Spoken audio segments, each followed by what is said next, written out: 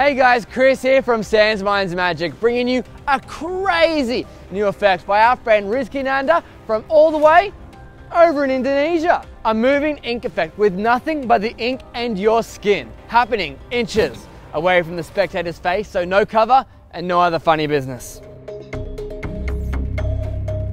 You will be leaving your spectators completely astonished, while also having a great companion for our Sans Mind Sharpie. So, check it out. Question for you guys. What do you think is the most difficult thing to move in this world? What do you think? Mountain. A mountain. Very creative. Buildings. Some people say buildings, elephants, airplanes. In fact, it can be simple as a dot. Let me show you what I mean.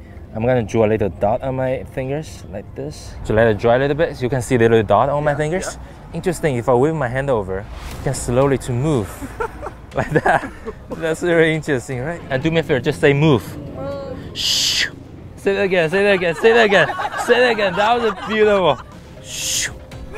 Just say it one more time, just say it one more time. Move. Shh. What the Kirker. What the Just take this from me, just hold this in your hands, just take it. What the Oh, that is so weird.